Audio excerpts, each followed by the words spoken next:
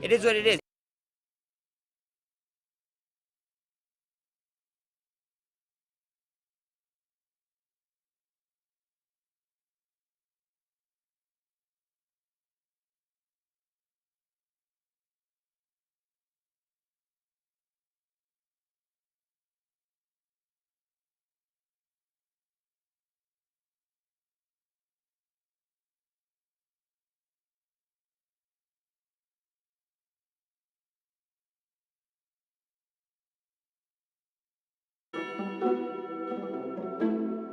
I'd like to take this chance to apologize to absolutely nobody. It's time! It's Sunday, February 13th, 2022. This is the Church of MMA podcast. My name is Tabor Craig. My name is Mason Knight. This is episode 108, UFC 271 recap.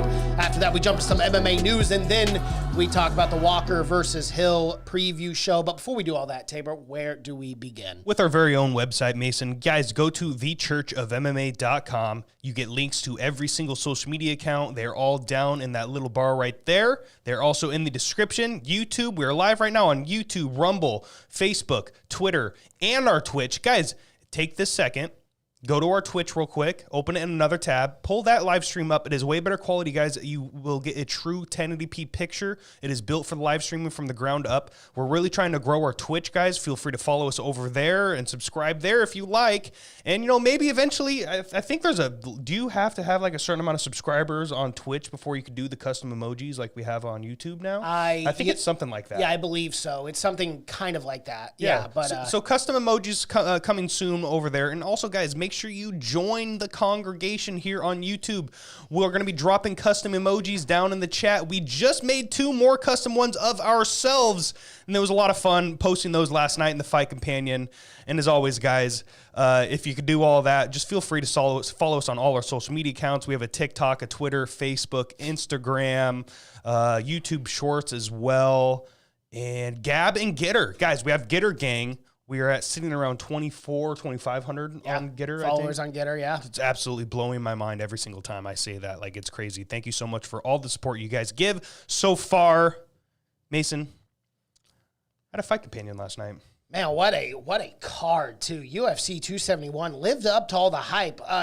Despite the lack of advertising for this card, it lived up, man. It was absolutely incredible from start to finish. I mean, even the early prelims, there were some incredible fights. Oh, absolutely. Incredible come-from-behind victories. Silva de Andrade comes to mind. That fight was absolutely phenomenal. I mean, what a great night. It was a fantastic night. Absolutely fantastic night of fights. And thank you so much to everybody that showed up in the chats last night. Obviously, I was not here. I was not in the building for that Fight Companion. I came down with Big C, Little V, and I just didn't want to get Ken Dog or any of our guests sick. I'm perfectly fine as of right now, but, It is what it is. It is what it is. Hey. I'm here now, guys, and that's all that really matters. Mason, let's just, real quick, we did forget to show the Patreon. We got to do that every time. Oh, of course. Guys, Patreon, $5 a month gives you so much exclusive content, exclusive audio-only podcasts, and exclusive streams as well, call-in shows, stuff like that. And if you want to bet alongside for the Church Coin belt, shoot it to Mason, the reigning and defending now Church Coin champion, Mason Knight. Reigning, but not yet defending, Tabor. You were the reigning defending champion. You're about to make your first. Well, okay, truck. Hey, I'm not counting my eggs before they hatch. You know what I'm saying? I like that. I am the reigning, but not a defending yet. So we will see next month. I've yet to earn that badge. So humble, I love it. Yeah, I try to be. It is what it is. All right, let's get into our recap, man. Shout out to NW. Thank you for showing up here already, man. Appreciate the hell out of you. Thank you for showing up last night as well during the Fight Companion in the chats. It was a lot of fun. But, dude, UFC 271, main event of the evening. Israel Adesanya, Robert Whittaker, undisputed middleweight championship of the world. Like, I have to say this, man. Like, I said it last night when I called in after the Fight Companion. Well, once the main event ended. I said, man, this is just one of these fights I didn't really score. when I was watching it. Usually I try to keep track, like, okay, that's 1-1-1, 2-2, whatever. That fight, I just didn't care. I was just thoroughly entertained and just watching because I just knew, like, I've said this many times, like, Brandon Moreno, Davis, and Figueiredo, these are the two best guys in their division. And it was a complete, utter chess match. Yeah. It was tactical. Both men were landing. Whittaker was shooting for the takedown attempts. Israel was defending immediately, getting back up to his feet. The takedown defense by Israel Adesanya that we've seen in that fight, and I don't see anybody taking that man down since, like, maybe Usman, but like Bud Usman. And we're going to say that. I'm sure his name's going to get brought up a lot today. But, dude, the way Izzy looked last night, he is the true greatest middleweight in the division right now. And I think if he keeps defending his belt looking as smooth as he is, dude, like, we're going to start talking about this guy with GOAT status here soon. Yeah, it really is. And like, you look at the history of Israel Adesanya, that defining moment of passing of the torch was against Anderson Silva. And I think that was a moment collectively as MMA fans. We all watched that fight. We watched what happened afterwards. We watched the exchange between Anderson Silva and Israel Adesanya. And I think everyone consensually knew that this man would be the next great middleweight champion. And he has exceeded those expectations now with 4 title defenses against a very tough Robert Whittaker. You know, and I was saying this in the preview show last week and on the Fight Companion probably 10 times, but I knew coming into this second fight it would be much closer, as you said, much more technical. But man, Israel Adesanya, let's start there.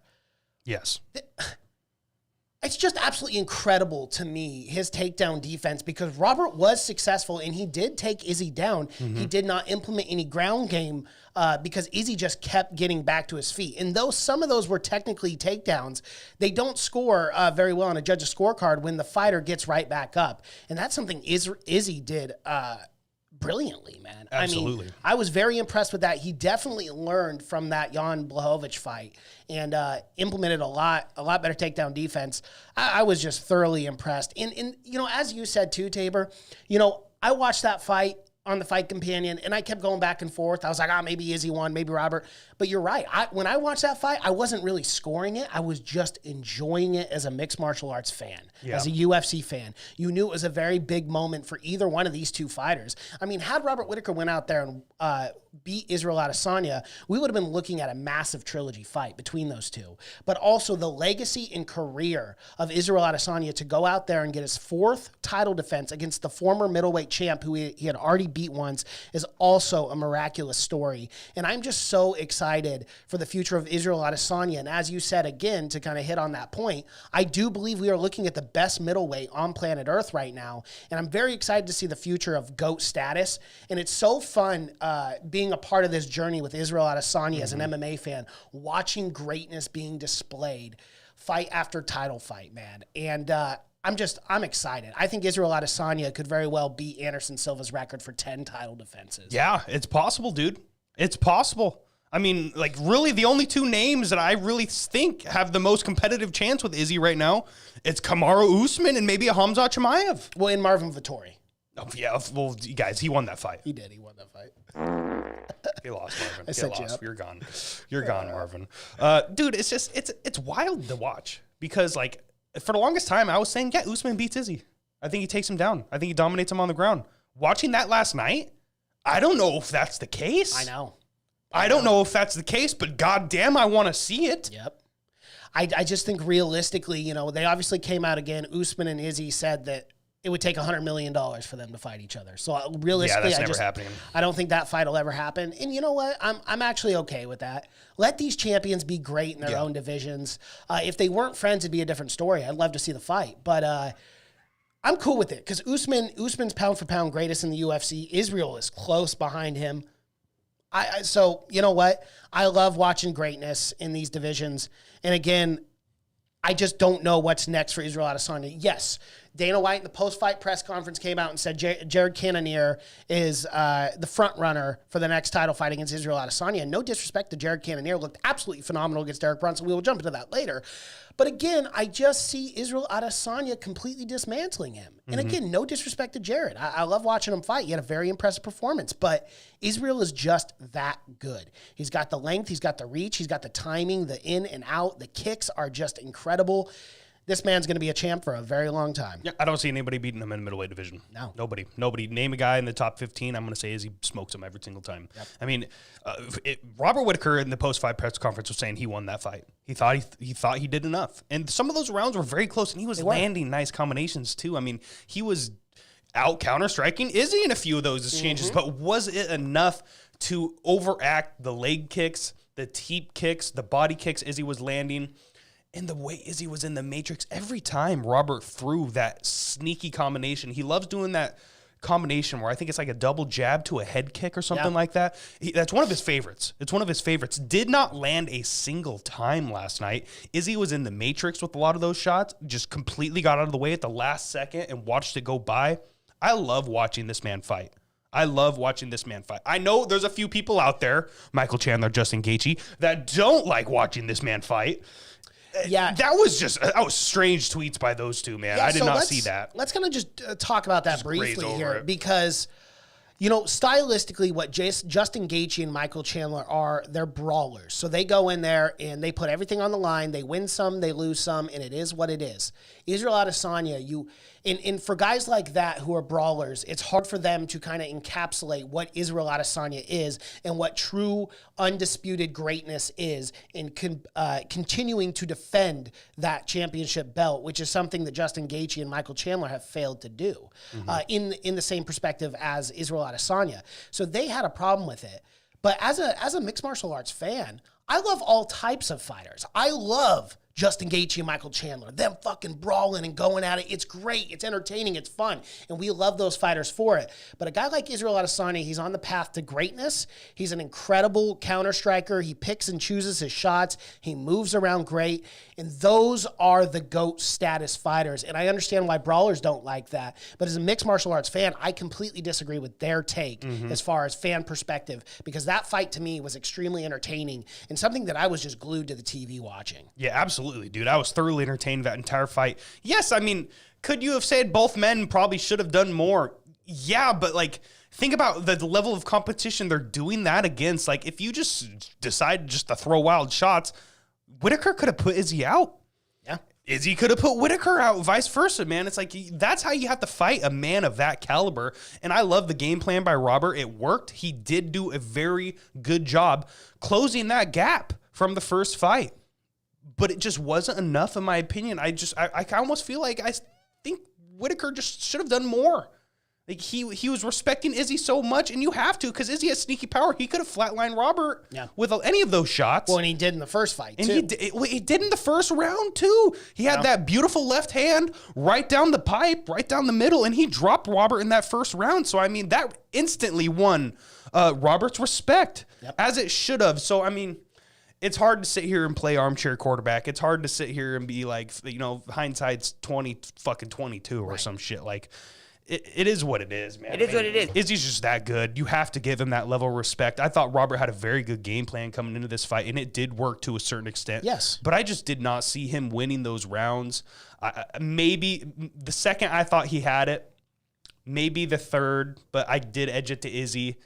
Maybe the fifth or fourth, but even in those rounds, I thought Izzy was just touching him more. Yeah. I just thought he was doing enough to win it. I had it 4-1 personally. A lot of people say 3-2, and I could see 3-2. Yeah. I really can. It's just it's tough. Those rounds are so close, and I just had too much fun watching that fight. Like, I just can't definitively say who won, you know.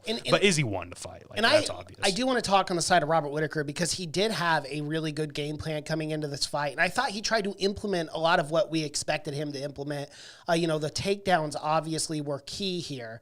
But the only issue with that is he was finding success with the takedowns. He was not finding success keeping Israel Adesanya down in the control. Absolutely. Which shocked me and Devin. Me and Devin were talking about this before we started recording. Robert Whittaker had 3 minutes and 40 seconds of control time. Where did that come from?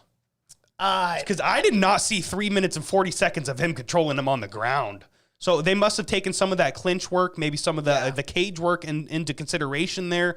But even like when Robert took his back, twice, that didn't last very long, maybe 10, 15 seconds at the most. I don't know where that 3 minutes control time came from, but I believe Robert was like 4 for 10 on the takedown. So, he did a great job. He needs to hold his head high. He even said in the post-fight, like he was very, very... he wasn't upset with his performance. Yeah. He was happy with it. Well, and he should have been happy with it. Again, it was a technical chess match, and it entertained all the fans, and we loved it, and it was a great main event and a great rematch. At the end of the day. It really was. Yes, it really was. Shout out to AJ Wolf here in the chats. Izzy is the second greatest middleweight in history as of right now. Yes, he is. Absolutely. So, Ant W, in 6 title fights, Izzy has had 3 very close fights. He's had a good run and nowhere near the dominance of Prime Silva, GSP, and Jones. Here's the thing. He's so early in his title defenses. I mean, let's keep in mind, I think Israel Adesanya, after that win, is 22-1. That's 6 title fight victories. Yeah. I mean, he's halfway there. He just signed a massive, let's talk about the contract. He just signed a massive groundbreaking deal with the UFC. He is now probably one of the top paid athletes. I believe he's top 5 at least. Yeah, and I saw something, and you guys can fact check us in the comment section, or in the chats, but I saw that Izzy made about $1.2 million for that fight, and I don't know if that includes pay-per-view buys or an outright what he made for that title. Maybe fight. That was just his purse. I think it very well may have been, realistically. Yeah. I mean, Izzy's a big star. He's going to be a big star, and this is the aspect of Israel Adesanya that I believe is the reason why he gets paid more in the UFC. You look at a guy like Francis Ngannou, very dominant, powerful heavyweight, so much fun to watch. The people love him, but he does not have the same business as Israel Adesanya. Izzy's got almost 1 million subscribers on YouTube. He's doing all these other things to promote himself to get more people to buy his pay-per-views, unlike a Francis Ngannou. Now, I'm not sitting here saying that Ngannou doesn't deserve more money. He does. I'm just saying this is the reason a guy like Israel Adesanya is able to make $1.2 million, because of the fan base that he brings in and the fact that he is that mega superstar. And you asked me last night when I called in, I'm going to ban that guy. Sister 90 online, whatever the fuck. You're getting banned. But you asked me last night, why haven't they put as much behind Israel Adesanya in terms of promotion for this pay-per-view card? That was something that completely shocked me and surprised me, because it's such a great rematch, and you figure you would have promoted this fight more. Yeah. But again, maybe they rely more on Israel Adesanya and his channel. Because he's such a big star already. Yeah. I mean, you're absolutely correct. Maybe they were just thinking, he's going to bring in the numbers no matter what, and he deserved the money. So hopefully that was his purse, and hopefully he's getting pay-per-view on top of that. I'd love to see the pay-per-view numbers. I know the gate was ridiculous. It was the biggest gate they've ever done in Houston, so that's what Dana said. So shout out to everybody in the UFC right now for putting on that fight. Shout out to everybody that showed up last night in Houston, because that building was fucking rocking, dude. Yeah, it was a lot of fun watching. AJ Wolf just came in and said $1.2 million is just the base without pay-per-view. That's what I figured. Yeah, so he made a great money. And you think about this. Israel Adesanya gets paid more because what does the UFC do? They pay less money in advertising to advertise his pay-per-views, because he's doing it on his own channels. Mm-hmm. It's just business. I'm not saying it's right or wrong or whatever for Ngannou, but, when you don't have to pay as much, you can pay your fighter more. I'm not taking the side of fucking Dana or anything like that, but it is a reality. It's a business reality. Yeah. Shout out to Oluwasolamipe Ajay. He says, Soul from Nigeria. What's up, man? Yeah, sorry we butchered your name there, my guy. Sorry, man. That's a long name. Shout out to you. Thank you so much for showing up. If you aren't subscribed already, man, make sure you go and do it and join the congregation. Appreciate the hell out of you. So let's end this main event talk. Absolutely incredible performance by both men. Absolutely incredible performance on the side of the champ. The champ retains his belt. What do we do with Robert Whittaker next? I mean, obviously, Jared Cannonier is up next for Izzy. What do we do with Robert Whittaker here? Because now he's in this tricky situation. He said that third fight's inevitable. Yeah. I don't know. I mean, he's already beaten everybody right now. I mean, think about it. Do you do Vettori? You could do Vettori, Whittaker. That was the first name that came to mind. Vettori's number 2. Obviously had the dominant loss to Israel Adesanya. Robert Whittaker's fight was a lot closer. I like that matchup, and that's someone that at least Robert hasn't. If he has fought him, it has been quite a while, because he fought Gastelum, Cannonier, Till. Yeah, and I don't think he's actually ever fought Vettori. I could be wrong. No, I don't think so either. So I think it's Vettori or Strickland, dude. Or Strickland. Dude, Strickland would be a great matchup. That would be a fantastic matchup. I'd love to see that. And if anyone deserves it, it's Sean Strickland over Vettori. I mean, no offense, but we got to get some new blood in this middleweight division. Absolutely. And if Sean Strickland go out there and upset Robert Whittaker, you got to give Sean Strickland. I mean, new blood, man. We can't keep doing these rematches. You know, with Israel Adesanya, maybe throw an occasional new guy like Sean Strickland. I like it. I love that matchup a lot. Yeah, shout out to both these men, man. I was so thoroughly entertained watching these fights, and I had so much fun doing it. So, yeah. Thank you so much for putting on an entertaining one, guys. Shout out to both of you. Shout out. Let's get into church coin picks. I went all in on Whittaker. I really needed to make some cheddar this week. Did not work, so I lost 3,668 church coin on that matchup. Yikes. Yeah, I put 2,000 on Israel Adesanya and got a return at a minus 300 for 667 church coin. All right. Cosmo put 7,742 church coin with that all in on Izzy. He did hit it. It gave him a nice big return of 2,581 church coins. Shout out to you, Cosmo, Shout for out that to you, one. Cosmo. All right, let's move on to the co-main event of the evening. Derek Lewis and Tai Tuivasa. Tuivasa in the building. Well, first things first. Let's relax. I'm already getting too excited. Yep. I'm getting too excited. The first round, Derek Lewis initiates the clinch up against the fence. Yeah. And then essentially takes Tai down with that trip. Not once, but twice. Yeah. And then Derek Lewis is dropping bombs on Tai as he's trying to get up. And I'm thinking, that's a wrap, Jack. Yes. This fight's getting called. And Then Tai starts firing back himself. It was crazy. As soon as he got back up, he was throwing hands. And I'm like, dude, you're going to get caught. You're going to go to sleep. You got to be careful here, Tai. You've already taken a lot of big shots.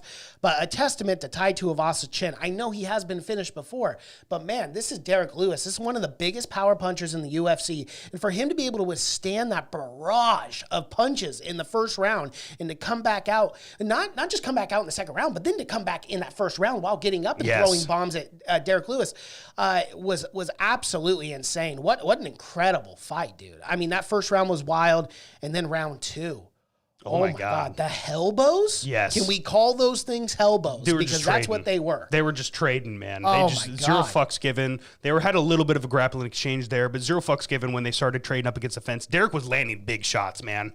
I don't know how Tai stayed awake. He's got a fantastic chin. I'm just going to say it. If you're going to eat shots from Derek fucking Lewis, the guy with the most knockouts in UFC history, you got a chin. Absolutely. You got a good chin, man. You've got chin and you've got balls. My balls was hot. Yeah, Derek's balls were hot last night. I'll tell you they that, were. man, because that was unfortunate for him in front of his hometown too, man. To get pushed up against the fence. I mean, he got hurt. I think with an uppercut or a left hand, and then Tai started landing a couple nice overhand rights, and it hurt Derek. Derek knew he was in a little bit of a trouble. Yeah, and then he got pushed up against the fence, and just that short elbow, that stiff elbow, and then after like eating 3 elbows before that, to put his lights out like that. That was insane. Dude, I freaked the fuck out when that happened. Did you watch the fight companion? I was freaking out. I couldn't fucking believe it. I had dude. the fight. My girlfriend had the fight companion on her phone on full blast, and I had to turn the TV down, and I was just losing my shit. Yeah, that'll be a It was fun one to insane. cut up for the channel, dude. 'Cause Absolutely. we were flipping out in the studio. I could not believe that knockout. And, you know, Derek, I mean, how often does Derek get finished like that? I don't think I've ever seen it.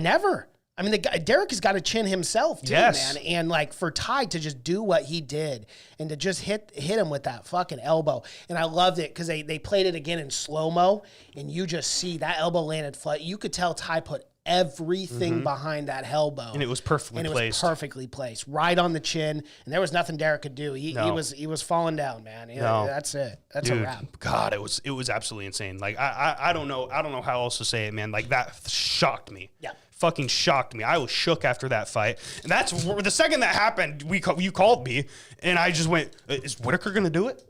Yeah, I was like, crazy things are happening right now. Like, is it kind of like a 261 night where someone snaps their fucking leg in half? Like, what is going on right now? To do that to that man, I was shook. I'm still a little shook just talking about it right now. Well, and that's the thing. Like, the way the card went all through the early prelims, even to the main card with these crazy fights, upsets.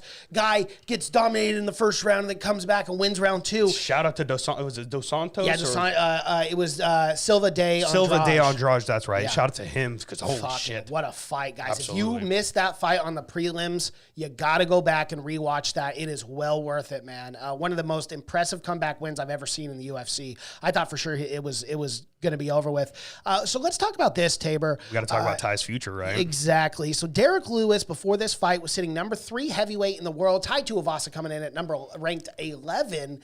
You know, quite a big leap for Tai Tuivasa here. Huge. This was a really big opportunity. And let's keep in mind, everyone, Tai Tuivasa is 28 years old. He's not even 30. And this man is moving up in this heavyweight division so quickly. And, you know, we could look at the past of Tai Tuivasa and, you know, some of his losses and go, oh, I don't know if he'll ever be championship quality. What do you got? Whoa. Let's slow your roll here. No, the evolution we've seen, just the evolution we've seen since, like, we first saw him come into the UFC. Like, I feel like this guy hasn't even been in this long. Like, we've literally watched his whole UFC career. Yes. Like, it's in this podcast studio damn near. So, I mean, it's amazing to see the evolution, man, because he used to just go out there and bang, and now he's out grappling guys against the fence. Now he's showing that he has so many more weapons. Now he's showing that he's a complete mixed martial artist. Man, I'm not going to say he's going to be champion like right out the gate. Like, I'm going to pump the brakes there. But, I mean, without a doubt, an extremely competitive fighter in this top 5. Absolutely. In fresh, new blood in the heavyweight division. Yes. And that's something that I always love to see. I love to see the up and up with these young guys. And I think he's at a perfect time in his career to take on a top contender. Now, I agree with you on the front of, are we going to give Tai Tuivasa in the next heavyweight shot? No, of course not. No. You obviously got the John Jones-Stipe situation. We got to see what's going on with Ngannou at the rest of the year. We got to see what's going on with him too. So I mean, realistically, we're still about 2 years away, and maybe 1 or 2 fights for Tai before he gets that title opportunity. But nonetheless, we have to put some respect on Tai Tuivasa and the evolution of his game. So let's talk about this, Tabor, because I really want to ask you this question. Yeah. Who would you like to see Tai Tuivasa get matched up with next? I mean, I'm going to say it. You guys are going to call me crazy because I know it's never going to happen. It's never going to happen, especially right now because he's probably going to get a title shot. But I kind of want to see the Stipe fight. I kind of really want to see that, see what happens there. It's not going to happen, though. Matchup for Stipe, too. It'd be a great matchup for both men, really, because I'm not going to say that. I can't count Tai out now, no matter what. Like, unless it's like Ngannou or Gone or something. But, I mean, even then, like, he could try to wrestle. He could try to grapple. But is he going to out-wrestle Stipe? Probably not. Yeah. No. But, I mean, let's be realistic here. Curtis Blades is now matched up with Chris Daukaus. Yep. I mean, that leaves Volkov or like Rosenstrike, dude. Yeah. Or maybe even if Tom Aspinall gets that big win, I think he's fighting Alexander Volkov. If he gets that big victory, maybe you do those two.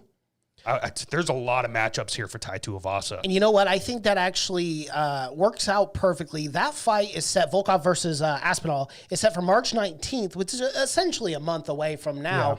Yeah. And the winner of that takes on Tai Tuivasa for a potential number 1 contender for whoever wins that fight. And then for the fight afterwards. Yeah, absolutely. I love that matchup as well. And again, fresh new blood. Tom Aspinall has been on an absolute fucking tear. He's an incredible heavyweight himself. And if he can get past a very, very tough Volkov, that I think would be a great matchup. Yeah, him and Aspinall and Tai. That'd be fucking awesome. Or even if Curtis Blades beat Daukaus. Like, Blades is going to need someone to fight. He called out Gone. That matchup didn't happen. Now he's fighting Daukaus. But if he beats Daukaus, then he's right in line for maybe a Gone, maybe a loser of the Stipe John Jones, maybe a Tai Tuivasa, Tom Aspinall winner or something like that. Like, things are moving in this heavyweight division, and I really like it. They are. My only frustration lies with the whole John Jones situation because it does throw a little wrench into this heavyweight division, only for the simple fact of you have Stipe Miocic and Cyril Gane, and then you have John Jones, which makes for this weird triangle where you don't know who's going to get matched up with who. Is John going to come back? Or are we just going to do Stipe versus Cyril Gane now? So it's a little confusing right now in this heavyweight division, but nonetheless, I'm very much looking forward to it. Absolutely. Shout out to Tai Tuivasa. Shoeys were on deck last night. Yeah, shoeys were on point. We had a lot of fun, yeah. man. I had so much fun watching that fight. I told everybody, too, at the house, I was like, guys, just don't blink. Don't blink. It's probably going to be over. And then they grappled up against the fence. They're looking at me like, you fucking idiot. You stupid. Well, did they have 5.5 minutes of patience? Because you got what you got what you signed up for in that second round. Absolutely. So, yeah, I had so much fun. So shout out to Tai Tuivasa. Shout out to Derek Lewis, man. Let's talk about him real quick before we move on, because he deserves that respect. Like, what do you do with Derek Lewis now? I mean, he's just knocking out fucking everybody. I mean, maybe Jairzinho Rosenstrike. Maybe a Tom Aspinall or something like that if they can't get that matched up. Like, Derek Lewis has still got game. He's still got game. He's still a top guy. Oh, absolutely. He's still in the mix, in my opinion. Yes, he did just get flatlined, but he could build his way back up pretty easily, I think. And I think he's got a lot of fight left. I know he's a bit of an older guy, and I know he's struggled with back injuries in the past, but I mean, I'm not going to write Derek Lewis off just quite yet. No, of course not. And Derek Lewis is beloved in the MMA community. He's great. It doesn't matter win or lose. I don't think Derek Lewis's stock ever drops. Yeah. He's just funny. He's a great fighter. He's a knockout artist, and everyone loves watching him fight. I think realistically, he takes on the winner of Rosenstruck versus Tibera. I think that, or maybe even potentially the loser, because if, Rosenstruck lost that fight April 9th, 2022, you could do a potential matchup between Derek Lewis versus Jairzinho Rosenstruck. Sign me up for that, bro. Someone is going to leap. And I love that fight. That's another great banger that you could put it as a co-main event anywhere, and sign me the fuck up for that, because, again, it only takes one shot from Derek Lewis. All right, let's get into Church Coin picks. I put 250 Church Coin on Lewis. I was betting on the power, baby. I was betting on the power, and it didn't work out for me, unfortunately. Yeah, I put I put 600 Church Coin on Tai Tuivasa, coming in at a plus 160, and got 960 Church Coin. Absolutely. And Cosmo Reverb, you also had 500 Church Coin on Lewis, and you lost that as well. Before we move on to the next fight, real quick, I got to read this by Ant W. Whittaker won't take the title for a while, so there's no point in having him pick off potential contenders, either Whittaker or Vettori. Whittaker, Brunson 2. Him beating Sean would be bad for the UFC. That's a great take there. That is actually a really good point, and something that we didn't think about, because again, Robert has already fought Israel Adesanya twice. You do want Sean Strickland to kind of make that rise without having to fight a guy like Robert, because that does put a huge setback in the UFC. So very good point there. Yeah, great point. AJ Wolf, Ty versus Tom is next. Like we said, we love it. We love it. If Aspinall can get past Volkov, sign me up for that. And W won't be surprised if Ty is fighting for the interim title in the summer. Interesting. Yeah, that might be a little maybe. You never know. Yeah. You never know. I think it's a bit of a stretch, but you never know. That'd be awesome.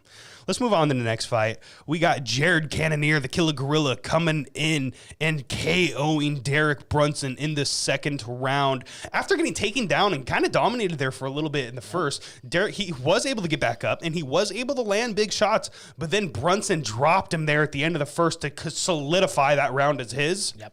Got on top, pounded him a little bit, but then Cannonier just came out, stuffed every takedown attempt from there on, and was just outclassing Brunson. He was just landing every shot. Yeah, and I totally agree with that. And I felt like Brunson slowed down significantly in that second round. And what I was observing from that fight was how incredibly strong Jared Cannonier is.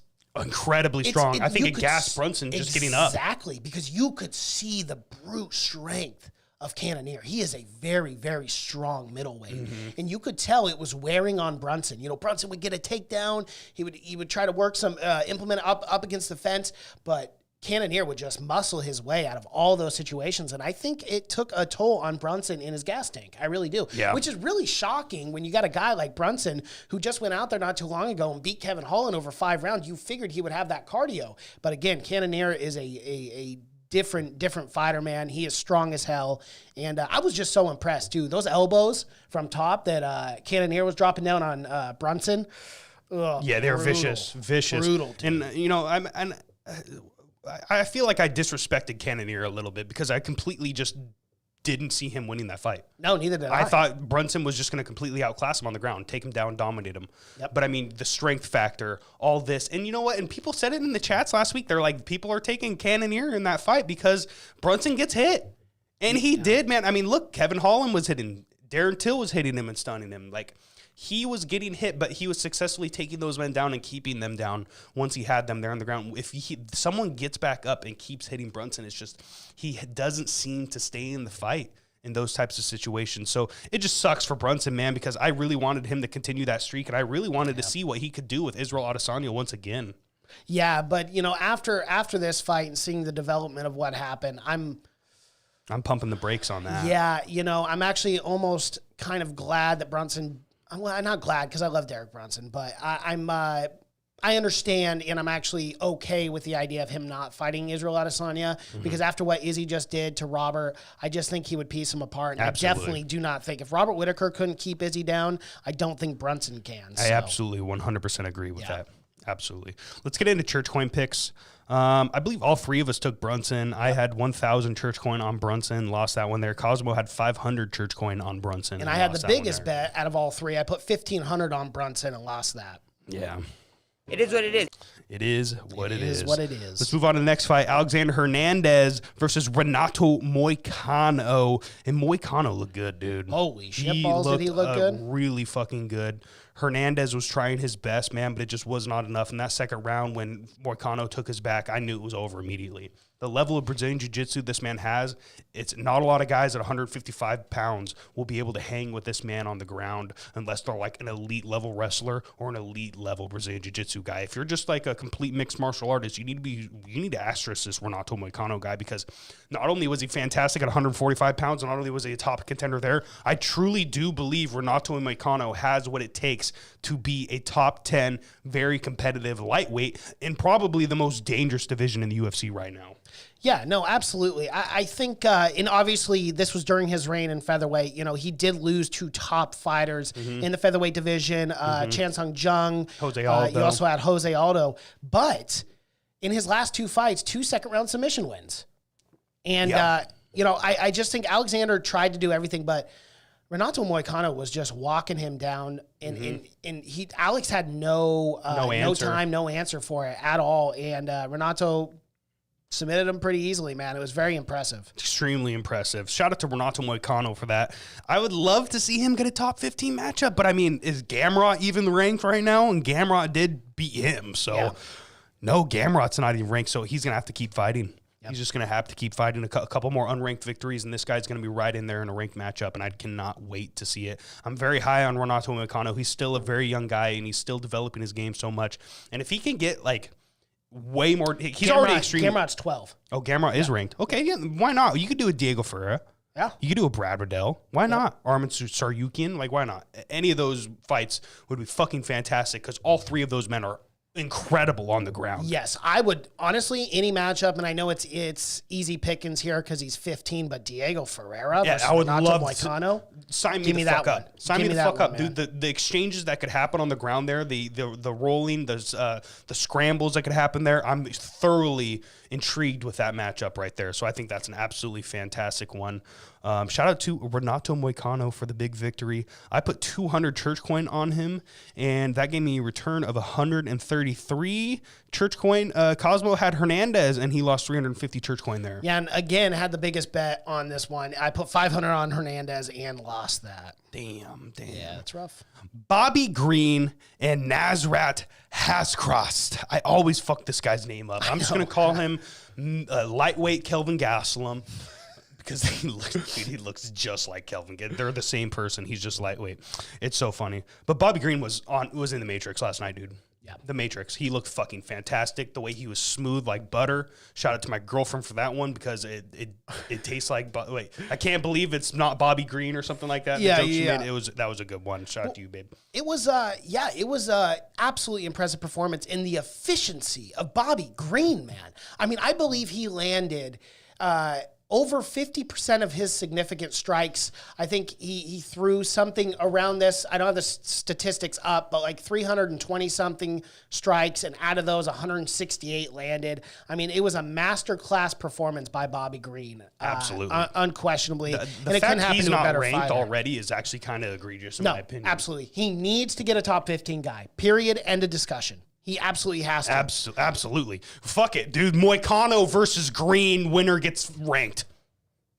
I don't know if that's how that works. Shout out to Aunt W. Moicano deserves a shot in the rankings. Bobby Green does too. You're right. Absolutely. Man. They both do. What is that for Bobby now? That's like 6 of 8. Something like that, He's dude. like 6 of 8. That's a really Other impressive. than Fiziev. And Yeah. some people were saying he won that fight, too. Yep. And no one thought he was going to be competitive there with Rafael Fiziev. Yeah. Well, and I have the perfect matchup. Are you ready for this?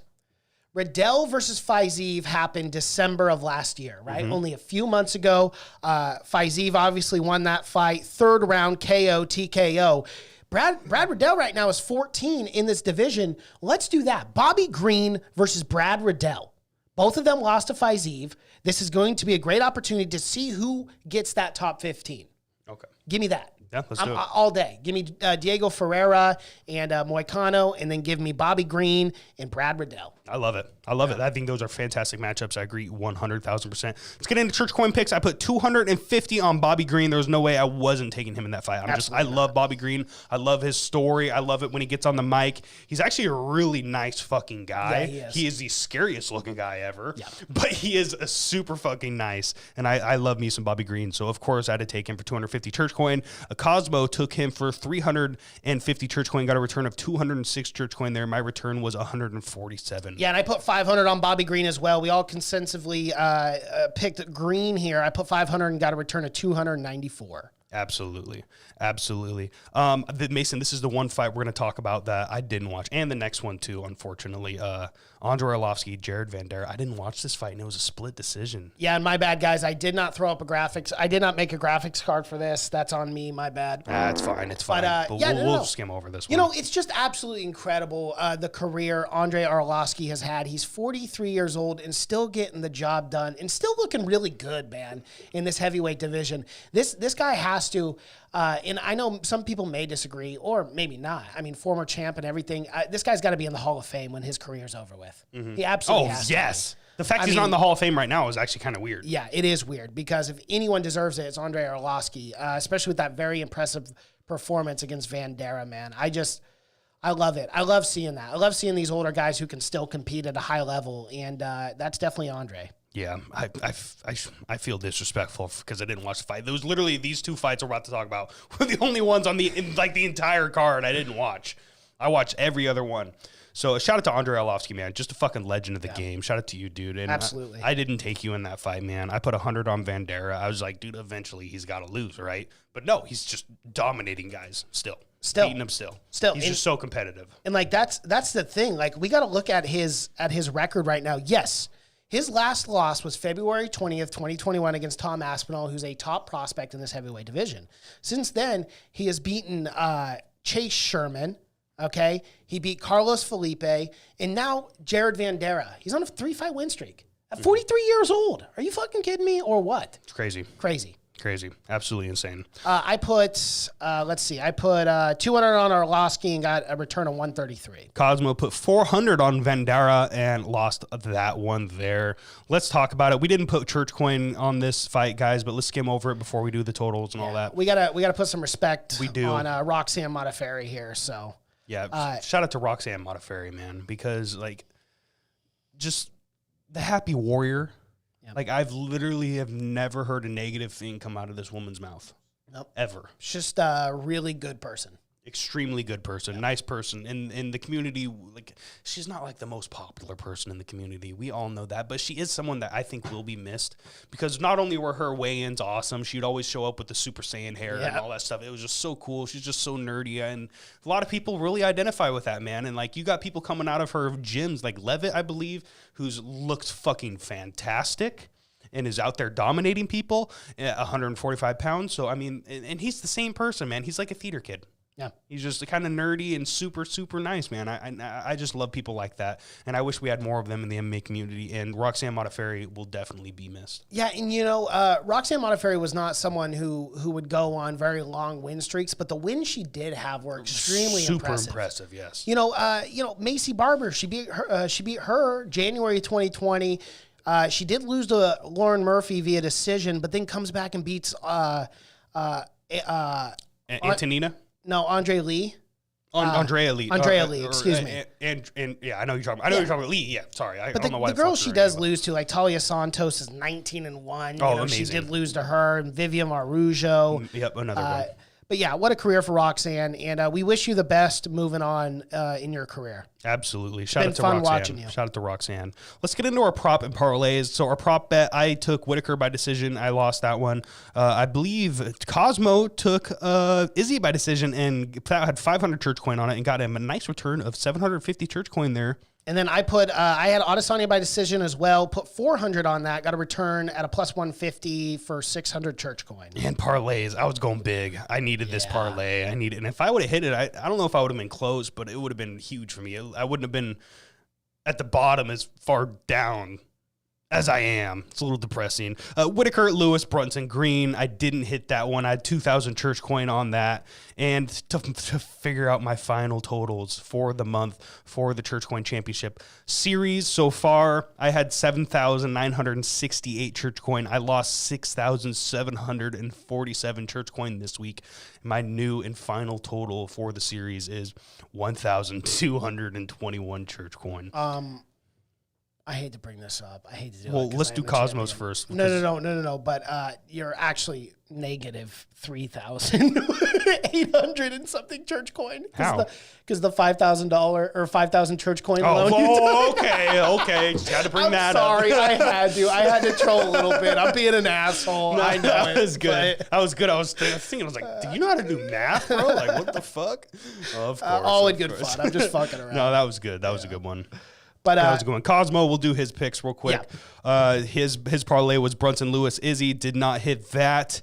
And he started off the night with 11,542 church coin. And he netted, he got a positive gain of 587 church coin. His new total for the ending of the series was 12,129 church coin. Yep. And then my parlay, man, I was so close to hitting this, and this would have been a great return here. I had Bobby Green, who got the job done. I had Kyler Phillips, who got the job done. But then Brunson fell up short, and I put a hefty bet, 1,500 on that parlay. Did not hit that. And I actually lost 646 church coin. I started with 21,225, lost 646. And ended this run at 20,579 church coin. Yeah, for the new undisputed church coin championship of the world, my guy. Yep.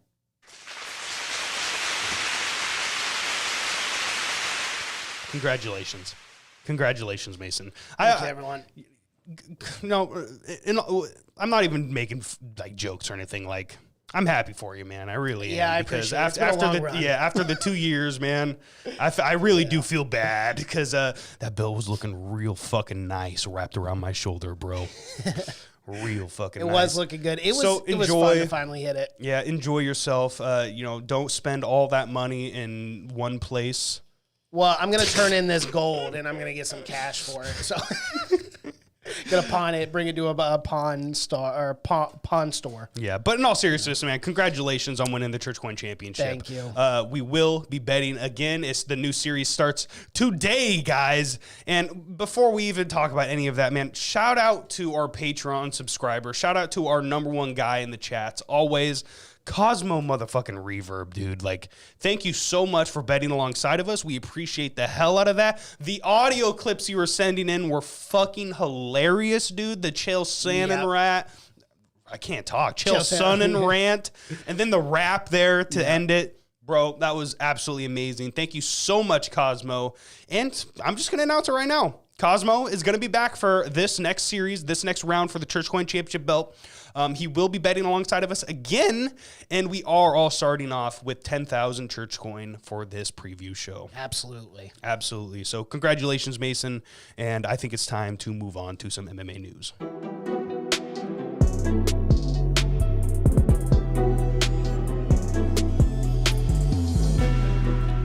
All right. It's the biggest news. Like, we just gotta we didn't mention it. We didn't mention it even once because I'm kind of glad we didn't. Because I don't know how long we're going to go on this, but Joe Rogan was not in the building for UFC 271, guys. This is like a lot of people know. Like, everyone knows. Like, it was Bisbee. He got replaced pretty short notice. I believe it was, 2 days before Yeah. That's when they announced it. Yeah, Yeah. 2 days before the fight card. Yeah, that there were quote unquote scheduling conflicts. But Dana White in the post-fight press conference came out and said that there were no such thing as scheduling conflicts. It was Joe Rogan's decision not to, for whatever reason. Dana did not get into details here, but he said it was not due to the UFC or the mouse, Mickey, telling him he could not be on UFC 271. It was a personal decision. If that's true, and I'm not going to say Dana's lying because I just don't know. No one knows really. Yeah, I'm not Joe. I'm not Dana. I'm not Mickey Mouse. So those are the only three people that are actually going to know that what's really going on there. If that's true, shout out to Joe because apparently people were speculating maybe he just didn't want to take away because there's so much controversy surrounding him right now. He didn't want to take away from the fighters. And that actually sounds like something Joe would do. Yes. Honestly, realistically, I think that's something Joe would do. Yes, I absolutely agree with that. And if that's true, man, shout out to Joe Rogan for being a stand-up guy, if that's the case. But I don't know, man. Like, I wonder if there's some fuckery going on in the background there. Yeah, I mean, obviously speculative, of course. But, I mean, I also have that same thought. And I think majority of people have that same, at least thing in the back of their mind where they're like, what is this all true? Is everything they're telling us true? Or were there things and scenarios in suits in the background who may have told him not to do UFC 271. It is interesting. Did we go over the Kyler Phillips fight? I have another overlay. We skipped over. Oh, we did. No, we skip over. It's too late now. That's It's okay. MMA news. All right, Yeah, whatever. Sure. But thank you for letting us know. Yeah, that's thank you. our mess up. Yeah, it is what it is. It is what it is. But back to Joe Rogan. Yeah, I don't know, man. I don't know. There's a feeling. I have a gut feeling in my stomach that was just bullshit. It was just weird because if that's the case, I have a hard time believing Joe's the type of guy that on 2 days' notice just goes, you know what, I don't want to do it. Right. Even if it is for like a good thing, which if that's the case, it would have been. Yeah. I just don't know. It just something feels shady about this whole thing. I think Mickey Mouse was pissed. Yeah, I mean That's what I think because I don't think it's Dana. No. Dana doesn't give a fuck. And the mouse has canceled people for far less. I mean, look at her name's slipping my mind, but she's in The Mandalorian. Goodness gracious. Yeah, Gina Carano, yes. Yeah. She posted a meme or whatever and gets suspended, or it actually gets fired. And then you have the Whoopi Goldberg situation from The View, and she only gets suspended for 2 weeks, which, whatever. I don't think she should be suspended either. I'm fair game throughout this whole thing. Like, people will say stupid things sometimes, then come out and apologize. Let's move on. Well, the Whoopi Goldberg, it's hard to even compare those two because Whoopi Goldberg, she just said stupid shit. Like, it was stupid. Yeah. Like, okay, and she apologized or whatever. Cool, move on. But we don't need to do suspension for anyone or any of that bullshit. Gina Carano didn't even say anything that dumb. She was just, her literally the whole message was, don't turn on your neighbor. Be a good neighbor. Yeah. Yeah, and then she got idea. fired. It's like she made comparisons and stuff, but people immediately it's overblown. Yeah. People always do that kind of shit when there's no comparison even at all. I don't want to get into that too much, but no. I don't think I believe the official story here. I don't believe Dana. I as much as I wish I could say that Joe just did that, but on 2 days' notice. Unless they knew the entire time and they just never said anything. Yeah, they just didn't announce it, but within 2 days they did, even though they may have known for a longer week period or something. Yeah, something's fishy, man. Yeah, I don't know what it is. I just got a gut feeling that something's fishy there. And if we ever hear anything else, guys, of course we will be covering it here first in our MMA news segment here on The Church. All right, let's move on to other MMA news.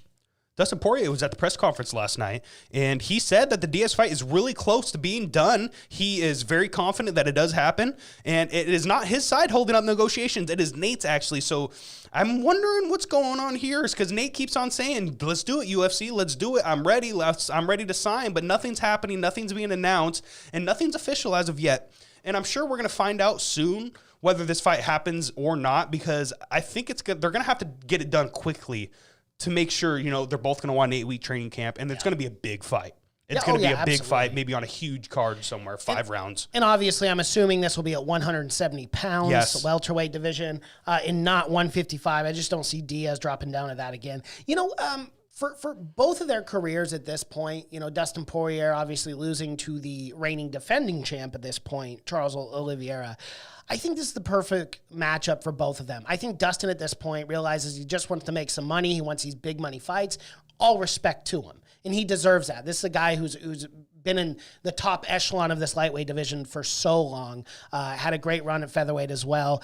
And Diaz at this point, he's got one more fight on his contract. He wants one more big money fight. This is a good rivalry. This was a fight that was initially supposed to happen, I think 2 years ago or something, roughly around there, whatever. Yeah. It was supposed to happen at one point. Pulled out. And so I actually like this matchup. Obviously I would love to see the Diaz McGregor trilogy. I hate to admit it, but I really would. I think that's fun. I think that sells more. But I like Dustin too, and I like this matchup. Yeah. I mean, we all know what makes more money.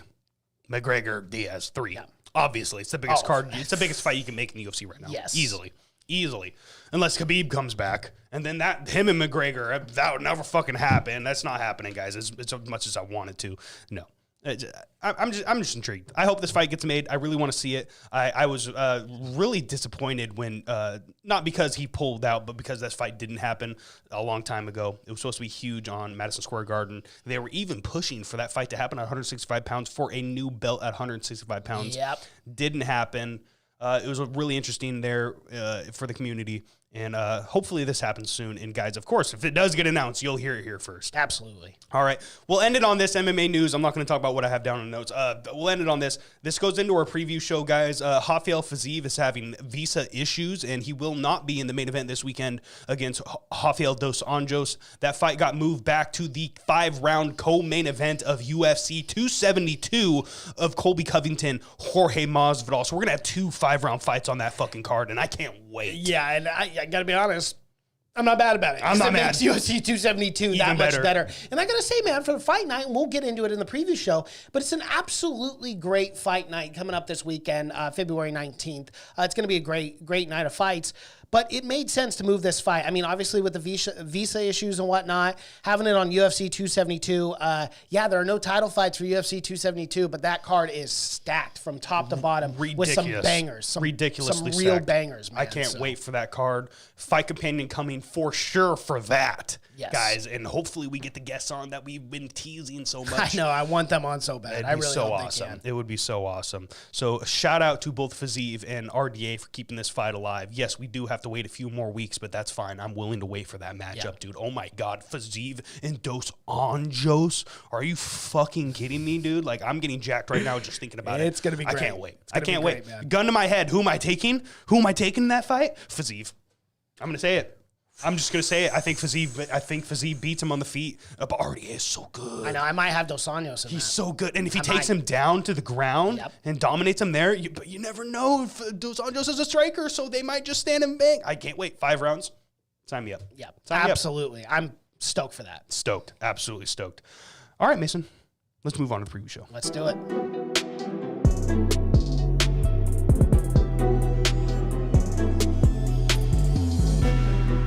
As we just said, the main event fell through. Rafael Fiziev, RDA, it's not happening. So instead, we have the new main event for this weekend's fight night. Johnny Walker coming at a plus 210 to a minus 260. Jamal Hill. I love this fight, dude. Oh, this is a great fight. I fucking love this fight. Did they announce if it's going to be 5 rounds? It's got to be, right? Yes, it is a 5-round fight. Okay, good. So they didn't just negotiate for 3. Very happy with that. This deserves 5 rounds. I want to see, can Jamal Hill, can that striking, that footwork, that beautiful kickboxing he has, can that translate over 5 rounds? How do both these men make sure they have the gas tank if it does go to the later rounds? Because Johnny Walker's a wild man. He'll throw wild shit. Or is he going to be the Johnny Walker of old, where he just goes out there, goes for the KO immediately and gets it because he's very fucking good at that? Or is this going to be the more calculated Johnny Walker that we have seen more recently, where he's picking and choosing his shots? If he does that way, if he starts picking and choosing shots with Jamal Hill, man, I don't know if that's the way to go, dude. Jamal Hill has looked absolutely fantastic as of late. Yeah, he did. He had that unfortunate run-in with Jimmy Crute, though, and got KO'd in that first round. No, Jamal Hill knocked out Jimmy Crute in the first round. Oh, duh, that's right. Yeah, it's okay. That's right. I thought you were trolling for a second, but then... No, oops. My bad. Yep, got that one backwards. Yeah, no, that's right. Yeah. I'm an idiot. So never mind. That is what it is. Anyway, It is what it is. We're going to make mistakes on this podcast. I'm not the brightest star in the sky. But, no, Johnny Walker, fighting Thiago Santos over that 5 rounds. He obviously did lose that one, but we did see him go 5 rounds. Yeah, and I think he fought with a broken foot as well. And I think he broke it in the first round or something like that. Yeah. It was still somewhat competitive. He did get outclassed, I think. He lost that fight decisively, in my opinion. Yes. But, I mean, it was impressive that he lasted that long on a broken foot as well. But can he do that with Jamal Hill with the footwork there? Yeah. And the kickboxing ability? I got Jimmy Crute and Paul Craig mixed up. That's what it was. Yes, Paul Craig. Jamal Hill has 1 loss on his record. It was Paul Craig KOing him in the first round, not Jimmy he submitted Crute. him. Remember, he snapped his arm in half. Remember that? It was a submission? It was a submission. He went on an arm bar. He broke his arm. Yeah. Oh, because it says KO TKO. That is so strange. Maybe he landed a few shots. Yeah, I thought too. he landed a few shots, and they technically made it a KO. But it was kind of a submission. It was a submission he popped his because he arm broke out. his Snapped his arm and snapped his arm in the Kimura, and the ref didn't stop the fight. That's right. The commentators were yelling to stop the fight. Stop the fight, and then then he beat the shit out of TKO'd him. him. Yeah, so I mean, sub, TKO, either one, Yeah, that was super interesting, and I felt bad for Hill there. But he made a quick turnaround there. He did. After hurting his arm that bad. It must not have been a break. Maybe he just had a little bit of a sprain and they popped everything back in place. Maybe he just had a little bit of an elbow dislocation. And he was solid, man. But this is the matchup, bro. I love this matchup. Johnny Walker to plus 210 to a minus 216. Jamal Hill. Let's talk about the line real quick. Do you agree with that line? No, I don't. If I'm being honest, I don't agree with it. Jamal Hill, I'm fine with him being the favorite, but I think realistically, if I was Vegas here, I might have him coming in at maybe like a 160 to a plus 135 for Johnny Walker. At these odds, at a plus 210 for Johnny Walker, I like that. I like that as a betting man, just for the 2-to-1 odds there, especially with Jamal Hill. I mean, being the heavy favorite, I don't think there's a lot of value there because Johnny can still crack. He can still KO people. So absolutely, I don't know. It's going to be a phenomenal matchup though. As you just brought up, Johnny Walker is a madman. He'll go out there in the first round, throw some crazy fucking kick cartwheels or do some crazy shit. But again, Jamal Hill catches you and he catches you on the chin, you could be going lights out. And Johnny could be going to sleep. Jamal actually reminds me a lot of like an Israel Adesanya because he's got sneaky power. He's kind of skinny for the division. He's real tall and lengthy. He always has reach on guys, but he's got sneaky power, man. He could flatline anybody with those shots, and he's so accurate. He's so fast, and he's so good on the feet. He's hard to hit. If Johnny Walker is not finding success on the feet, can he take Jamal Hill down? We saw what Paul Craig did. Johnny Walker is pretty good on the ground, man. He's got I don't think he's a Brazilian Jiu-Jitsu black belt, but I think he's like a purple belt or something like that. He's very fucking good, guys, on the ground, and he just never uses it because he does flashy knockouts and stuff like that. Yeah. So it's a very interesting matchup. If Jamal Hill is on bottom underneath of Johnny Walker, I say Johnny Walker takes it, and he only has to do that 3 times over 5 rounds. So you never know in that aspect. But I'm just going to get in my church coin pick right now. I'm taking Jamal Hill in this fight. I think the footwork is too good. I think the striking is too clean. I think his hands are too fast. He's got fantastic kicks as well. I think he's going to not quite piece apart Johnny Walker, but I think he's going to do just enough to edge out a 3-2 victory. That's what I'm going to say. I'm going to say probably Jamal Hill by maybe KO late or decision. I'm leaning decision a little more. I'm going to get into my prop bet right now. I wonder what Hill by KO is. I bet you that's a good line. I'm going to take Hill by KO for 500 church coin. I predict if a KO does come, it's probably going to be around 4 or 5. Yeah. Yeah, and I could very well see Jamal Hill going out there and knocking out Johnny Walker. But at this line, at a plus 210, I'm going to take a risk here, and I'm going to go with Johnny Walker. I do think Jamal Hill is an incredible fighter, and I think he definitely could get the job done against Johnny. But at a plus 210, I'm a gambling man. So I'm going to put 1,000 church coin on Johnny Walker for the win. Oh, and I forgot to give my bet on Hill. So I am taking Hill. I'm going to put 2,600 church coin on Hill. Cosmo, he sent in his picks. I don't see him in the chat. Shout out to you, my guy. Hopefully you watch this later. But you took Johnny Walker for 1,000 church coin. Yeah, and his prop was a Hill decision, hedging his bet there. I like that a lot. Yeah, and I actually have my prop as Hill via KO for 300. Okay, let's do it. That's a great way to hedge your bet there. So let's go to the co-main event of the evening. As of right now, this card could change, guys, because this last minute change in the main event was, I think, just a couple days ago. Yep. So I mean, they're probably going to mix things up a little bit. But as of right now, ESPN has the co-main event as Julian Marquez at a plus 155 to a minus 180 Kyle Dawkins.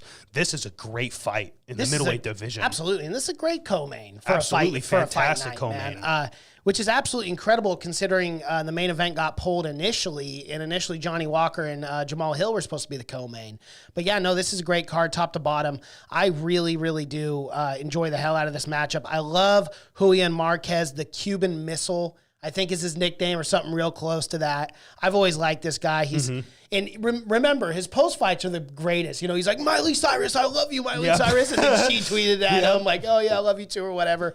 Like he's just a funny guy. I love Julian Marquez. I think he's obviously a great fighter. Kyle as well is a phenomenal fighter. Kyle looked good against Kevin Holland too in that last fight. It did end up in the no contest, but I mean, still he was looking fantastic in that fight, and he technically did submit Kevin Holland there. Yeah. So that's unfortunate for him.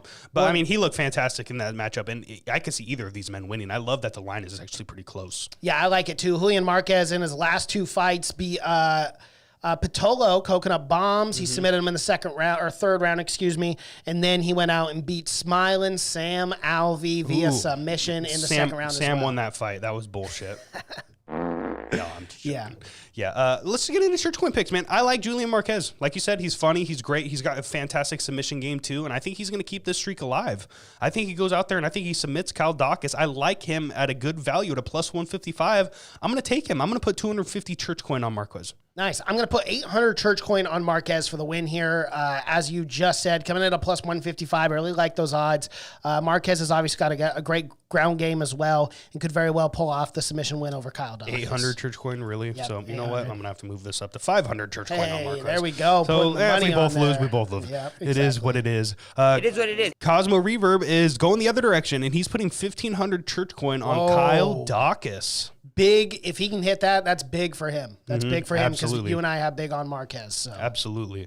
Let's move on to the next fight. Parker Porter coming in at a minus 262, plus 210. Alan Badu. I probably fucked that name up. I tried my best. It's French. It's I'm pretty sure it's Badu or something like that. Bidet. Alan Bidet versus Parker Porter. This is just, heavyweight banger. Someone's going to go in there. They're just going to bang. They're going to go. Someone's going to sleep. And Badu is 8-2. And Parker's 12-6, and Parker's the heavy favorite, man. Badu's a big dog. I don't know Badu. Maybe I've seen him fight before, but his name just isn't jumping off the page. No. Do you have his record pulled up? Yes, I do. He's 8-2. This is actually his UFC second. Debut? No. Excuse me. This is his third fight. He lost to Tom Aspinall in October 10, 2020, and then the no contest against Nascimento, July 17, 2021. It was a no contest overturned. I do not know for which reasons they did that. But yeah, no, he has yet to win in the UFC. And a guy like Parker Porter, Chase Sherman he beat, and then he before that beat Josh Parisian. So he's on a 2-fight win streak. I really like Parker Porter here. He screwed up my big parlay I was going to hit big on. I will never shut up about it. When he beat Chase Sherman, I was going to hit a massive parlay. One of the last times I bet. But I'm going to go 300 church coin on Parker here. All right. I'm going to go the other direction. Let's see if Badu can do it. And I like it. He's a 2-1 dog, so fuck it. I think I can make some cheddar here. I'm going to put 200 church coin on Badu. Nice. All right, let's move on to the next fight. Jim Miller coming into plus 155 to a minus 175. Nicholas Mata. First and foremost, who does not like watching Jim Miller? Oh, I love it. I love it. And he's still good. It's like an Andrei Arlovsky out there in the lightweight division, dude. Exactly. And he's still getting the job done at 38 years old with over 50 professional fights under his belt. I mean, it's absolutely phenomenal. That second round knockout against Eric Gonzalez was beautiful. And it was such a cool thing to see because up until that point, Jim Miller hadn't finished anyone in like 9 years. So the fact that he was able to get that second round KO, I remember I was freaking out about that. I don't remember if we did a fight companion for that, but that was a really good time. Yeah. I just like Jim Miller here. I'm not going to lie, guys. I'll tell you when I'm biased. Nicholas Mota very well could be a great fighter. He's a young and up and coming guy, 29 years old. I believe this is USA debut. Jesus Christ. America, fuck yeah! That's twice Did it now. again. That's twice now. And I don't get it. I'm so stupid. UFC debut. Because he was on Dana White's Contender Series. So, yeah, this is his first fight coming in. Give me Jim Miller. I'm biased, guys. I'll let you know right off the bat. 350 church coin for Miller for the win. All right. I'm going to take Mata. I love Jim Miller. I don't want to not take him. Plus, he's a big dog. I mean, he's a dog, too, at a plus 150. I wouldn't be shocked if he got the victory. He's fantastic on the ground. But, eventually these up-and-coming guys, they get fed these veterans, and It usually doesn't work out. Yeah. Unless you're Andre Arlovsky or a Jim Miller. So you never know. I could be wrong. But I'm going to go the other direction. I'm going to take Nicholas Mata. I'm going to put 200 church coin on him. Let's move on to the... What about Cosmo? Oh, Cosmo, my bad.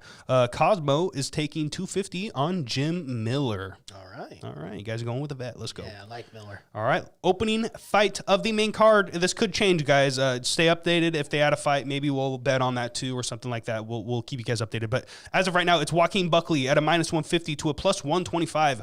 Abdul Razak Al Hassan. This is a fantastic matchup, dude. Especially at middleweight. Are you shitting me? Both these men are jacked to the tits. Both these men are going to fucking stand and bang. Buckley's maybe a little more technical than Al Hassan, but Al Hassan has got scary power. When he made his welterweight debut and was just flatlining guys like crazy, and now he moved up to middleweight and like he thickened up. See, he must have been killing himself to get 170. Oh, absolutely. Because he is thick at 185. Yeah. So...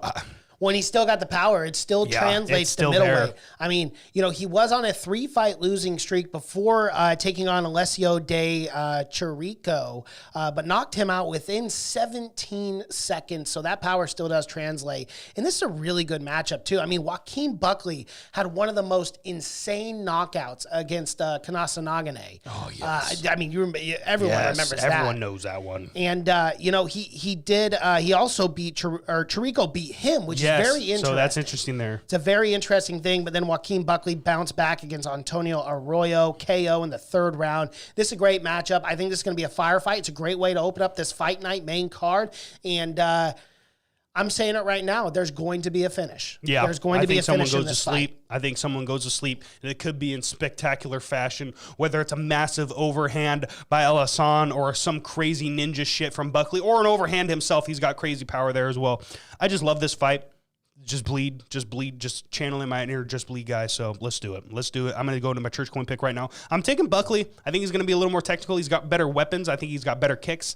So even if he does try to like dance around the outside, use his footwork and outclass Al Hassan over 3 rounds, I think that's a possibility as well. Yeah. So I'm going to take Buckley for 200 church coin. I'm going to take the favorite. Yeah, and here's the thing with Joaquin Buckley, too. Some people don't like him. Some people don't like his attitude, blah, blah, blah, blah, blah, blah, blah, whatever. This guy's still very young. He's 27 years old. He's still developing his skills as a mixed martial artist. Give me Buckley here. I really do like him here. I'm gonna take Buckley for 1,000 church coin. Okay, let's go. You're going big on that one. All 3 of us have Buckley. Cosmo is taking Buckley as well for 200 church coin. Cosmo, you're a cheater. You copied my pick. I'm raising my bet to 250 just because of that. Let's go. My bad. I'm throwing shade. Anyways, parlay time. Mason, I'm going to do a 3-fight parlay. I'm going to take the main event. I'm going to take Hill. I'm going to do the co-main event as well. Marquez. And I'm also going to take Nicholas Mata in there. I believe I'm taking one dog in Marquez. He's not the biggest dog, so I don't know what that line's going to be. Probably not the biggest, but I will put 500 church coin on that. Hopefully I hit that parlay and I get a good, nice lead for going into this little series here. Yeah, I'm actually going with a 2-fight parlay here. This is the first time I've ever just done a 2-fight parlay. But again, they're both dogs in this, and I think they both have a pretty good chance of winning this fight. Give me Julian Marquez coming in at a +155, and then I'm going to throw in that's the co-main, and then the main, I'm going to take Johnny Walker coming in at a +210 for my 2-fight parlay, and I'm laying 300 church coin on that parlay. All right. Cosmo's parlay is Miller, Porter, Walker, 1,000 church coin. He's shooting hard out of the gates, baby. He wants to take that big victory. Well, and I'm telling you right now, if he hits that, there's 2 dogs there. I mean, Walker's a 2-1, Miller's a 1.5. And then Porter's the heavy favorite. That's actually a great parlay to make. That's a great parlay to make. Yeah. If he hits that, he's hitting big. He's probably getting a 5-6x. Yeah, that'd be crazy. Absolutely crazy, Cosmo. Shout out to you once again, dude, for doing these bets alongside of us. We appreciate the hell out of you. Guys, he is a Patreon supporter. He is in the upper tier.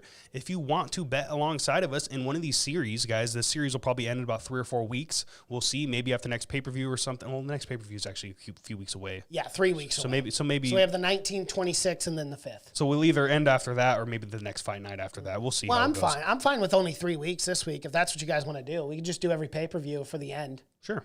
Sure, why not? Because then it kind of brings more excitement to the pay-per-views and stuff too, and I'm cool with that. We can just do 3 weeks this time. Sweet, that sounds good to me. Very excited for the future here with the Church Coin Championship belt. I hope you enjoy these next 3 weeks, Mason, because I'm coming hot. I'm coming hot this series for that belt. It triggered me. My balls was hot. Yeah, my balls are hot. It's hot in this room. It is hot in this room. I'm not going to lie, man. I'm a little bit triggered. Yeah, that no, it's I an know. overall I on my understand. side. Well, I mean, it had to have been a culture shock and just a shock in general for you to be a champ for 2 years and then to lose it. It's got to fuck with your head a little bit. And, I'm playing the mental war games. I'm being the very, very respectful champ. But you could see me change my tone the same way Conor McGregor did to Dustin Poirier. You could see me be real nice and then turn into Conor the asshole. So. Yeah, that'd be insane. Shout out to everybody that showed up here in the chats. I see 2 new chats I'm going to read real quick. Proud Babylonian, Derek Lewis through the fight. He tweeted a foreshadowing tweet about failure a day before or something.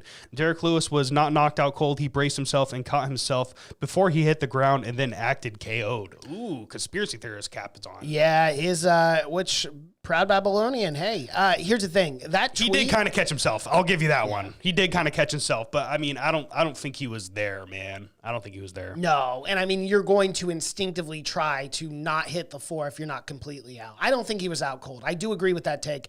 However, I definitely do not foresee Derek Lewis throwing a fight in his hometown. There's just no way. I mean, and if you look at that elbow landed flush and clean. He was rocked. Unquestionably. And to the last point, that tweet that he sent out, I think was more inspirational than anything else. You know, he said something along the lines of the people who are scared to fail will never succeed or something like that. Mm-hmm. Something of those lines. I'm paraphrasing because I don't have it up. But no, I definitely don't think he threw the fight. Shout out to Savage Gamer. Just showed up here in the chats. A shout out to you, my guy. How are you doing? It sounds like not so good right now. Boys, I'm down $1,000 and got $2K on the Bengals. If I'm down $3K by tonight, I'm fucked. Oh, yeah, your wife's going to be pissed, bro. Be back out on the couch for a few weeks. He deleted it. Well, I know it's still there. Never mind. He says, I'm out. I said, I can't see my wife. I can't have my wife see this. No, he didn't delete it. It's all good. Shout out to you, Savage, man. Shout out to you for showing up. Thank you for showing up last night as well in the fight opinion. We had a lot of fun there. Shout out to everybody that was here tonight. AJ Wolf, Ant W. Swab. I'm not even going to try, dude. The dude from Nigeria. Shout out to you, my guy. Have you seen a podcast? Shout out. That's just me over here just hitting the emojis. I'm so stupid. No. Guys, if you haven't already, go check out Mason's other podcast, the Have You Seen It podcast.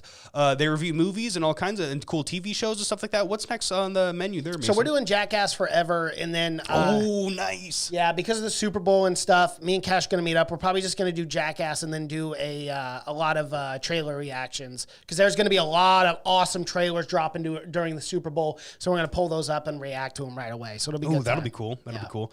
Savage Gamer, sorry was late, boys. At work, great pods though, as always. Dude, don't worry, man. Yeah, don't worry. Man. We appreciate the hell out of you. You're fucking here now, and that's all that matters, bro. Shout out to you. Thank you so much for showing up week after week, as you always do, brother. And Shuey's were on deck, and they only are here. And man, I'm praying for you. I'm hoping you hit that 2K bet on the Cincinnati Bengals, and what a story that would be for Joe Burrow and the whole city of Cincinnati. Yeah, let's talk about that real quick, because it is Super Bowl Sunday, guys. It is. It is Super Bowl Sunday. We figured the viewership might be down today just because of that. A lot of people are at home hanging out with their families. Yeah, I mean, Super Bowl starts at like 20 minutes. It is. So, it is what it is. But you know what, man? Shout out to everybody that did show up. Who are you taking in that Super Bowl, bro? So, man, I love this matchup. The Rams are good, and I love Matthew Stafford's story. You know, he has always been a great quarterback. He was just always on a shitty team with no weapons surrounding him. Yes, Calvin Johnson, whatever, at one point. Okay, but that's one guy. You've got a team of 11, an offensive 11, and he never had the weapons to really utilize any sort of winning record, on the year. And now that he's on a good team, he takes that team immediately to the Super Bowl. What a fucking story that is. And then you have Joe Burrow on the other side, who blew out his knee last season. There was a lot of speculation. Is he going to be back? Is he going to be that same quarterback? He's young. He's dynamic. He's a great quarterback considering all the pressure that he has with his offensive line. It's going to be a great Super Bowl. I'm really actually looking forward to it. Give me the dog in it, though. and I'm totally fine. Either team that wins, as long as it's really nice to have 2 new teams in the Super Bowl. I'm sick of just seing Tom Brady every fucking year. Right. Like, all due as much respect as to I the GOAT. love watching the GOAT, but and may he retire in peace. But but yeah, no, dude.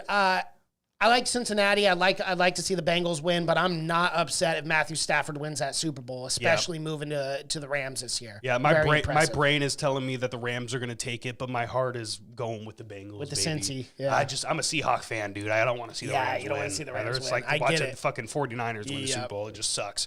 Yeah, shout out to Matthew Stafford. Shout out to Joe Burrow. It's a beautiful battle. I cannot wait to see who dominates there. Joe Burrow's look good, dude. Yes, He's he has. fucking really good. Devin, who are you taking in the Super Bowl, bro? The Yankees. All right. Devin's take. Devin's minute. America wins with America's the Yankees pastime. Super Bowl Let's victory go. right there. Absolutely. Guys, as always, man, make sure you join the Patreon. If you want to bet alongside of us, it is the higher tiers. $10 a month gets you into the series for the Church Coin Belt. Show that off one more time there, Mason. The reigning Church Coin champion as of right now. Devin, Yay. you want to change this camera real quick? Hi, this Thank is you. me. This is a belt. And I have it for 3 weeks. We'll see if I continue that. Let's see. Dude, well, think about it. Last year, you had it for you would have had it for fucking 9 months or some shit. Yeah. It is what it I'm is. just having flashbacks right now, just like Vietnam fucking flashbacks. Now, as I said, Patreon guys, you want to join? It's $5 a month, gives you exclusive content, exclusive podcasts, stuff like that. If you're in the upper tiers, $10 a month gives you 10% off the church merch on our Teespring, guys. Teespring/The Church of MMA. Go buy yourself a mug, a face mask, anything. Like, we got a bunch of designs. Get yourself a Let's Go Brandon shirt. We got so many cool stuff there, guys. You guys will really like that. If you're in the highest tier, I believe the Saints, $15 a month, you get 20% off our merch. So, you want 20% off merch, man, you know what to do. Shout out to everybody that showed up, man. I think that's it. All right. Another one, Mason. Another one. Twitter, Facebook, Instagram, at The Church of MMA. Guys, if you aren't following us already, make sure you go and do it. Check out our website as well, thechurchofmma.com. Thank you to each and every one of you supporters in the congregation of the Church of MMA. You bet your ass we're going to be back in the studio next weekend. This is the Church of MMA podcast. My name is Mason Knight. That is Tabor Craig and Devin in the corner hitting the ones and twos. And until next time. Peace.